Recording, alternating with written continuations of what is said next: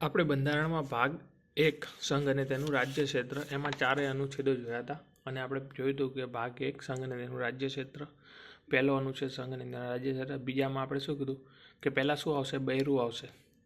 પહેલાં શું આવશે, બૈરું આવશે. એટલે કે બૈરું ક્યાંથી આવે, બહારથી આવે, એટલે કે ભારતની બહારનો વિસ્તાર. પછી શું થશે, બૈરું આવશે ઘરે તો બચ્ચું થશે, તો બચ્ચું ક્યાં થશે, તો ઘરમાં થશે, એને ક્યાંય બહાર લેવા નહીં જવું પડે. એટલે કે ભારતની અંદરનો વિસ્તાર. તો પહેલાં બૈરું આવે પછી બચ્ચું આવે, પહેલાં બચ્ચું ન આવે. એટલે પહેલાં તમારે શું યાદ રાખવાનું, ભારતની બહારનો વિસ્તારવાળો અનુચ્છેદ એટલે કે નવા રાજ્યનો પ્રવેશ અથવા સ્થાપના. અને પછી અનુચ્છેદ 3માં શું કીધું, નવા રાજ્યોની રચના અને નામ અને સીમામાં પરિવર્તન. તો એ જ વસ્તુ છે કે ઘરે આવી બૈરી, પછી એમાં રચના થઈ બચ્ચાની અને એને નામ આપ્યું, પછી એનું ગ્રોથ થાય એટલે સીમામાં વધે અને એ વધતું જાય. બૈરું લાવી વધે ને એવડી ને એવડી જ રહેવાની છે. અહીંયા પ્રવેશ કરવી ઘરમાં બૈરાની, તો એ વધવાનું નથી મેરેજ કરીને.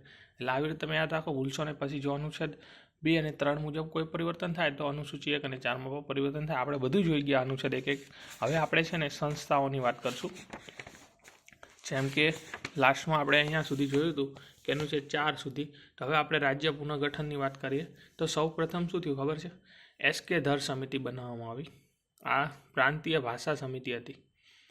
લોકો કહે છે ને અમારે ભાષા આધારિત રાજ્ય જોઈએ છે, તો કે રૂકો અમે તપાસ કરીએ કે શું આની જરૂર છે. તો એટલા માટે એક સમિતિ બનાવી, રાજ્ય પુનર્ગઠન આયોગ, જેનું નામ હતું એસકે ધર સમિતિ. પ્રાંતીય ભાષા સમિતિ અધ્યક્ષ હતા એસકે ધર, એટલા માટે એનું નામ પણ આવી દીધું. અને આ કોણ હતા ખબર, અલ્હાબાદ હાઈકોર્ટના નિવૃત્ત ન્યાયાધીશ હતા. જેવા તેવા વ્યક્તિ નહોતા.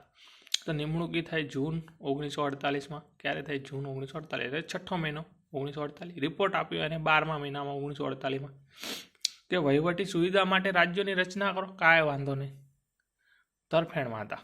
પણ ભાષા આધારિત રાજ્ય પુનઃરચનાનો વિરોધ કર્યો કે તમે એમ કહો કે અમારી ભાષા આવી છે ને અમને રાજ્ય આપો, તો એ તો ખોટી વાત થઈ નહીં ભાઈ. તમને વહીવટી સુવિધા માટે જો જોતો હોય તો 1ના 4 કરો, એક રાજ્યનું 4 કરો. પણ યાર તમે એમ કે અમારે ભાષા આધારિત રાજ્ય જોયું, તો આવું હાવ પછી શું મારા બોલાય તો નહીં યુટ્યુબમાં, આવું હાવ પછી તમારે ઓલું ન હાલે ધોરાજી. તો પછી આને ના પાડી દીધી. તો ઓલા બધા માયનાને તો પાછી આવી જેવીપી સમિતિ. હવે આ જેવીપી સમિતિ એટલે કોણ, જવાહરલાલ નહેરુ, વલ્લભભાઈ પટેલ અને પટ્ટાભી સીતારામૈયા. હવે જો જવાહરલાલ નહેરુ એટલે પોતે પીએમ હતા, વડાપ્રધાન હતા. વલ્લભભાઈ પટેલ નાયબ વડાપ્રધાન હતા એ વખતે, હવે તો નાયબ વડાપ્રધાન છે ને. અને પટ્ટાભી સીતારામૈયાની કોંગ્રેસના પ્રમુખ હતા. તો આ જેવીપી સમિતિ આવી ક્યારે, ઓલી સમિતિનો રિપોર્ટ આવ્યો એવી જ આવી આ સમિતિ ડિસેમ્બર 1948. એટલે આપણે એવી યાદ રાખીશું કે જૂન 1948, પછી ડિસેમ્બર 1948, પાછું ડિસેમ્બર 1948 એસકે ધર સમિતિના ભલામણોની સમીક્ષા કરવા માટે. હવે જો સભ્યો આપણે જોઈ લ્યા, જે ફોર જવાહરલાલ, વી ફોર વલ્લભ અને પી ફોર પટ્ટાભી સીતારામૈયા. હવે જો રિપોર્ટ આનો ક્યારે આવ્યો, તો આનો રિપોર્ટ આવ્યો એપ્રિલ 1949માં. તો આપણે જૂન 1948થી ચાલુ કર્યું, ડિસેમ્બર 1948 આવ્યા, પાછા ડિસેમ્બર 1948 આવ્યા, અને હવે આપણે આવી ગયા એપ્રિલ 1949. અને ભાષા આધારિત રાજ્યનો માંગનો અસ્વીકાર કર્યો, આમને ના પાડી દીધી કે નહીં ચાલે. હવે જો જેવીપી સમિતિના રિપોર્ટ પછી મદ્રાસમાંથી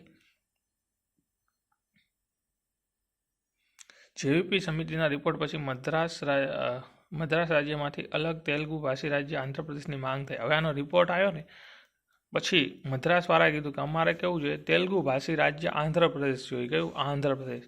હવે 1952માં 56 દિવસના આમરણ ઉપવાસ પછી પોટુશ્રી રામમલ્લુ, જો 1952 વાત વહી ગઈ, 1950માં રિપોર્ટ તો આવી ગયો, પણ ત્યાંથી માંગ ચાલુ આંધ્રપ્રદેશની માંગ ચાલુ હતી તેલુગુ ભાષીઓની મદ્રાસ રાજ્યમાંથી. તો એમની 1952માં તો પછી એમને કંટાળીને શું કર્યું, 56 દિવસનો આમરણ ઉપવાસ કર્યો. પોટુશ્રી રામમલ્લુનું અવસાન થયું અને પછી જવાહરલાલ નહેરુ દ્વારા ભાષા આધારિત પ્રથમ રાજ્ય આંધ્રપ્રદેશને મંજૂરી અપાઈ. કેમ કે આ તો પોલિટિશિયન હતો, જો ન કરે તો પછી જાય સરકાર, એવું બની શકે એટલા માટે. અને પ્રથમ રાજ્ય આંધ્રપ્રદેશ મંજૂરી મળી. હવે 1952 એટલે કે 10 ઓક્ટોબર 1953 જો અહીંયા આંધ્રપ્રદેશની સ્થાપના થઈ. 52માં શું આપી દીધી, મંજૂરી આપી દીધી. આ મળ્યો એટલે નહેરુ દ્વારા આ રાજ્ય આંધ્રપ્રદેશને મંજૂરી મળી 52માં. તો જો અહીંયા લખેલું છે કે ભારતનું પ્રથમ ભાષા આધારિત રાજ્ય થઈ ગયું આંધ્રપ્રદેશ. ભારત ભાષા આધારિત સ્થાપના થઈ 1 ઓક્ટોબર 1953માં. ક્યારે થઈ, 1 ઓક્ટોબર 1 ઓક્ટોબર એટલે કે 10મો મહિનો 1953માં થઈ. કેમાંથી થયું, મદ્રાસમાંથી. હવે જો પ્રથમ પૂછે તો આંધ્રપ્રદેશ ભાષા આધારિત રાજ્યોના માટે કમિશન બને. હવે તો ખબર પડી ગઈ કે એકને મંજૂરી આપેલ, હવે બધું રમખાણ થવાનું છે. એટલા માટે પછી આના માટેનું એક કમિશન જ બનાવી દીધું, ભાષા આધારિત રાજ્યો માટેનું કમિશન, જેને કહેવાય રાજ્ય પુનઃરચના આયોગ, એટલે કે પંચ. આયોગ પંચ એક જ થાય. નિમણૂકી થાય આની 1953માં. ક્યારે થાય? 1953માં ઓલું આંધ્રપ્રદેશ બન્યું એટલે અધ્યક્ષતા ફઝલ અલી. આ પણ સુપ્રીમ કોર્ટના પૂર્વ ન્યાયાધીશ હતા. ઓલામાં હાઈકોર્ટના હતા ને, આમાં સુપ્રીમ કોર્ટના હતા. અન્ય સભ્યો હતા હૃદયનાથ કુંજરુ અને KM પાનીકર. આનો રિપોર્ટ ક્યારે આવ્યો? તો આનો રિપોર્ટ તો છે 30 સપ્ટેમ્બર 1955માં આવ્યો. ક્યારે આવ્યો? 30 સપ્ટેમ્બર 1955માં. આ પંચની ભલામણ શું હતી? તો રાજ્ય પુનર્રચના ખરડો આમને બનાવ્યો કે હા થઈ શકે. જુલાઈ 7, 1956 સંસદમાંથી પસાર થયો. આનો અમલ ક્યારે થયો? તો 1 નવેમ્બર 1956. ક્યારે થયો? 1 નવેમ્બર 1956. 4 પ્રકારના રાજ્યો રદ કર્યા. અબકડ હતા ને એને કહી દીધું કે ભારતમાં 14 રાજ્યો અને 6 કેન્દ્ર શાસિત પ્રદેશ છે. આ 14 રાજ્યમાં આંધ્રપ્રદેશનો સમાવેશ થઈ ગયો કેમ કે એની સ્થાપના તો 1953માં થઈ ગઈ હતી. એટલા માટે હવે જો 7મો સુધારો 1956માં થયો. શું થયો? આજે 4 પ્રકારના રદ થયા ને એના માટે પાછો સુધારો કરવો પડે ને, તો એના માટે 7મો સુધારો થયો 1956માં. 4 પ્રકારના રાજ્યો રદ અને સાથે સાથે 7મો સુધારામાં ભાગ 7 પણ રદ કરવામાં આવ્યો અને ભાગ 9 પણ રદ કરવામાં આવ્યો. ભાગ 7 અને ભાગ 9 રદ 9 તો નહીં પણ એમાં અમુક વસ્તુ કરી હશે, બાકી ભાગ 7 રદ કર્યો. તો આપણે 7મો સુધારો આપણે ક્યાં હતા? 4 પ્રકારના રાજ્યો રદ, એમાં 14 રાજ્યો અને 6 કેન્દ્ર શાસિત પ્રદેશ. આપણે અત્યારે આ રાખો ને યાદ કે 7મો સુધારો 1956, 4 પ્રકારના રાજ્યો રદ, 14 રાજ્યો અને 6 કેન્દ્ર શાસિત પ્રદેશની સ્થાપના થઈ. હવે આપણે જોઈએ કે આ કયા કયા રાજ્યો હતા. તો રાજ્યોમાં તો જમ્મુ કાશ્મીર હતું, પછી પંજાબ હતું, પછી યુપી હતું, પછી બિહાર હતું, પછી રાજસ્થાન હતું, મધ્યપ્રદેશ અને ઓડિશા. કયું? જમ્મુ કાશ્મીર, પંજાબ, યુપી, બિહાર, રાજસ્થાન, મધ્યપ્રદેશ, ઓડિશા. પછી મુંબઈ, પશ્ચિમ બંગાળ, બૃહદ મુંબઈ કહેવાય એમ. પછી મદ્રાસ, મૈસૂર, આંધ્રપ્રદેશ અને અસમ. આવી રીતે 14 રાજ્ય હતા. આપણું ગુજરાતનું ક્યાંય નામો નિશાન નથી. પછી કેન્દ્ર શાસિત પ્રદેશ તો દિલ્હી, હિમાચલ પ્રદેશ, મણિપુર, ત્રિપુરા, અંદમાન નિકોબાર, લક્ષદ્વીપ, મિનિકોપ અને દીવ દમણ. તો આવી રીતે હતા. તો આપણે તમે યાદ રાખી શકો. હવે જો હવે આ વસ્તુ સમજો કે શું ભારત આઝાદ થયું બ્રિટિશરો અંગ્રેજો તો બધું નહોતું થયું. અમુક કબજો છે ને ફ્રાન્સ પાસે હતો, અમુક કબજો પોર્ટુગીઝો પાસે હતો. તો જો 11 એટલે કે નવેમ્બર 1954માં ભારતને સોંપ્યું કોણે? ફ્રાન્સે. કબજામાં હતું કયું? પોંડિચેરી હતું, યનામ એટલે કે આંધ્રપ્રદેશ હતું, માહે, કરેકલ અને ચંદ્રનગર. આટલું બધું કોના કબજામાં હતું? તો ફ્રાન્સના કબજામાં હતું. આણે ભારતને સોંપ્યું અને હસ્તાક્ષર કર્યા 28 મે 1956માં. સોંપ્યું ક્યારે? નવેમ્બર 1954માં. હસ્તાક્ષર ક્યારે કર્યા? તો 28 મે 1956માં. પોંડુચેરી, યનામ, માહે, કરેકલ અને ચંદ્રનગર. પોંડુચેરી, યનામ એટલે આંધ્રપ્રદેશ, માહે એટલે કેરળ, કરેકલ એટલે તમિલનાડુ અને ચંદ્રનગર એટલે કે પશ્ચિમ બંગાળ. 14મો સુધારો થયો આના માટે 1962માં. એવી જ રીતે પોર્ટુગીઝના હસ્તક કયો હતો? ગોવા, દીવ દમણ, દાદરા નગર હવેલી. જો એટલા માટે આ બધા હવે કેન્દ્ર શાસિત પ્રદેશમાં આવે ને. પોર્ટુગીઝ હસ્તક હતા. 12મો સુધારો થયો 1962માં. એમાં ગોવા, દીવ દમણ એડ થયું અને 10મા સુધારો 1961માં દાદરા અને નગર હવેલી યાદ થયું. તો જો આપણે યાદ આવી રીતે રાખી શકીએ કે ફ્રાન્સના કબજામાં કયું હતું? યનામ, માહે, કરેકલ, પોંડુચેરી અને ચંદ્રનગર. 14મા સુધારામાં એડ થયું. અથવા પહેલાંથી યાદ રાખ્યું કે 10મો સુધારો એમાં દાદરા નગર હવેલી, દાદરા અને નગર હવેલી. પછી 12મો સુધારો એમાં પોર્ટુગીઝો પાસેથી દીવ દમણ ગોવા જોવા નહીં જાય કોઈ દી જોવા. ફ્રાન્સમાંથી કયા આવ્યા? તો યનામ, માહે, કરેકલ, પોંડુચેરી અને ચંદ્રનગર. 14મો સુધારો. 10મો સુધારો દાદરા અને નગર હવેલી. 12મો સુધારો પોર્ટુગીઝ પાસેથી દીવ દમણ ગોવા. પછી 14મો સુધારો ફ્રાન્સ પાસેથી યનામ, માહે, કરેકલ, પોંડુચેરી અને ચંદ્રનગર. હવે જો ગોવા મુક્તિ આંદોલન 1961માં. આના માટે કયું? વિજય, ઓપરેશન વિજય ભારત સરકાર દ્વારા થયું. 19 ડિસેમ્બર 1961માં ગોવા મુક્ત થયું. પછી ગુજરાત અને મદ્રાસમાંથી શું થયું? મુંબઈમાંથી બહાર પડ્યું ગુજરાત અને મહારાષ્ટ્ર. મુંબઈ, બૃહદ મુંબઈમાંથી 1 મે 1960માં. આમ 15મું રાજ્ય ગુજરાત બન્યું. કયું? 15મું રાજ્ય ગુજરાત બન્યું. સૌથી છેલ્લે રાજ્ય કયું બન્યું? તેલંગાણા. ક્યારે? આંધ્રપ્રદેશમાંથી 2 જૂન 2014.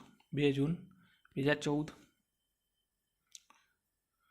તો હવે આપણે જોઈએ કે નવા અને બદલાયેલા નામ. તો અહીંયા આપેલું છે કે યુનાઇટેડ પ્રોવિઝન એટલે કે આપણે ઉત્તર પ્રદેશને, પછી મદ્રાસને શું કહેવાય? તમિલનાડુ 1969, મૈસૂરને કર્ણાટક 1973, ઉત્તરાંચલને શું કહેવાય? ઉત્તરાખંડ 2005, પોંડુચેરીને પુડુચેરી 2006થી અને ઓડિશા 2011થી. તો આવા નામ અમુક યાદ રહી જાય. 5-6 જ નામ છે ખાલી. યુનાઇટેડ પ્રોવિઝન એટલે યાદ રહી જાય કે યુપી 1950માં, મદ્રાસનું તમિલનાડુ યાદ રહી જાય 1969, મૈસૂર એટલે કર્ણાટક એ તો ખબર પડી જાય, મૈસૂરનો વાઘ ટીપુ સુલતાન 1973, ઉત્તરાંચલનું તો ખબર પડી જાય, ઉત્તરાખંડ, પોંડુચેરીનું પુંડુચેરી ખબર પડી જાય, 2006 સાલ પણ જોઈએ કાંઈ, ઓરિસ્સાનું ઓડિશા ખબર પડી જાય 2011. તો આવી રીતે 5-6 નામ યાદ રાખી થાય. તો હવે અહીંયા આપણો ભાગ છે ને એક પતી જાય છે. તો હવે જો મેં છે ને આ નોટ્સ બનાવી છે એમાં તમને સમજાવું કે જો મેં આમાં થોડું પછી આમાંથી તારવ્યું છે. જેમ કે આ ભાગ 1 જોયો તો એમાં આપણે સ્ત્રોત શું જોયો કે સંઘ યુનિયન આપણે કેમાંથી લીધું, કેનેડામાંથી લીધું છે. પછી આપણે આમાં ભાગ કેટલા જોયા, તો ભાગ 1 જ જોયો, સંઘ અને તેનું રાજ્ય ક્ષેત્ર, અનુચ્છેદ 1 થી 4. તો આવી રીતે અલગ કાઢ્યું છે. પછી છે કે અનુચ્છેદ, તો અનુચ્છેદ આપણે કેટલા જોયા, આમ તો 4 જોયા પણ 4માં પાછા 5 જોયા, એટલે ઘણું બધું વધી જાય. જો પહેલાં આપણે જોયું સંઘ અને તેનું રાજ્ય ક્ષેત્ર, અનુચ્છેદ 1. અનુચ્છેદ 2, બૈરું ક્યાંથી આવે, બહારથી આવે, પછી બચ્ચું થાય ને એટલે પહેલાં બૈરું આવ્યું બહારથી, એટલે એનું શું કર્યું, પ્રવેશ કર્યો અથવા એની સ્થાપના કરવી, એટલે કે નવા રાજ્યોની પ્રવેશ હતો 7મા ભારતની બહારનો. બૈરું આવ્યું તો શું થાય, બચ્ચું થાય, બચ્ચું ક્યાં થાય, અંદર ને અંદર થાય, એટલે કે નવા રાજ્યોની રચના, નામ અને સીમામાં પરિવર્તન. ઘરમાં બચ્ચું આવે તો એની પહેલાં તો રચના કરવાની બચ્ચાની, પછી એને નામ આપવાનું, પછી એનું સીમામાં પરિવર્તન વધતું જાય, કુપોષણ હોય તો નાનું થતું જાય, એટલે ભારતીય ક્ષેત્રમાં. હવે આમાં પાછું શું, નવું રાજ્ય રચી શકે, એમાં બીમાં શું પ્લસ, સીમાં માઇનસ, બીમાં પ્લસ એટલે કે કોઈ રાજ્યનો વિસ્તાર વધારી શકાય, સીમાં માઇનસ ઘટાડી શકાય. હવે આ વધઘટ થાય એટલે શું થશે, હદમાં ફેરફાર થશે. અને ઈમાં શું છે કે રાજ્યના નામમાં ફેરફાર કરી શકે, તો એમાં નવું રાજ્ય રચી શકે, બીમાં કોઈ રાજ્યમાં વિસ્તાર વધી શકે, સીમાં રાજ્યનો વિસ્તાર ઘટાડી શકે, ડી કોઈ રાજ્યની હદમાં ફેરફાર કરી શકે, અને ઈ કોઈ રાજ્યના નામમાં ફેરફાર કરી શકે. પછી શું કરે, નામ આપી દેવાનું છે. હવે આપણે જોઈએ કે જો અનુચ્છેદ 2 અને 3 મુજબ કોઈ પણ પરિવર્તન થાય તો અનુસૂચિ 1 અને અનુસૂચિ 4માં પણ પરિવર્તન કરવું. તો અહીંયા આપણે આટલા અનુચ્છેદ અમારી કાયદાના. હવે સુધારાઓ, તો સુધારાઓ આપણે કેટલા સંશોધનો જોઈએ, આમ તો ટોટલ બંધારણમાં 106 સુધારા છે, પણ 106 સુધારા એક હારે ન કરાય. તો આપણે વાત કરીએ સૌથી પહેલાં તો આપણે 35મો અને 36મો સુધારો સિક્કિમને લઈને જોઈએ કે સિક્કિમને 35માં સુધારો 1974માં શું કર્યું, સંઘ રાજ્યનો દરજ્જો મળ્યો. 36મો સુધારો 1975માં પૂર્વ રાજ્યનો દરજ્જો મળ્યો. 18મો સુધારો 1966માં શું થયો, અનુચ્છેદ 3માં ખંડ એ અને ઈ થી જે રાજ્ય શબ્દ છે તેનામાં શું કેન્દ્ર શાસિત પ્રદેશનો પણ સમાવેશ કરવો. પછી 7મો સુધારો 1956માં શું થયું, 4 પ્રકારના રાજ્ય રદ થયા, ભાગ 7 પણ રદ થયો, એ જવા દો. 4 પ્રકારના રાજ્ય રદ થયા, 14 રાજ્યો અને 6 કેન્દ્ર શાસિત પ્રદેશની સ્થાપના થઈ. 14મો સુધારો 1962, એમાં આપણે ખબર છે કે ફ્રાન્સમાંથી જે કબજામાં હતા પોંડુચેરી, યનામ, માહે, કરેકલ, ચંદ્રનગર અને પશ્ચિમ બંગાળ. પછી 12મા સુધારામાં કયું કહેવાય 62, ગોવા, દીવ, દમણ, અને 10મો સુધારો 1966 દાદરા નગર હવેલી. તો આવી રીતે તમે કાઢતા જાઓ. થોડાક એના ક્વેશ્ચન હોય કે ભારતનું બંધારણ અનુચ્છેદ 1 મુજબ દેશનું નામ ઇન્ડિયા અર્થાત ભારતના સંઘમાં કોઈ પણ નવા રાજ્ય પ્રવેશને સમાવિષ્ટ કરવા અધિકાર સંસદ પાસે છે. ભારત સંઘમાં કોઈ પણ રાજ્યની સીમા, ક્ષેત્ર અને નામમાં ફેરફાર કરતા પહેલા સંસદે કોની પૂર્વ મંજૂરી લેવી પડે, તો રાષ્ટ્રપતિની. અનુચ્છેદ 3 મુજબ નવા રાજ્યોનું નિર્માણ એટલે કે રચના, રાજ્યોના નામમાં પરિવર્તન, તો અનુચ્છેદ 2 મુજબ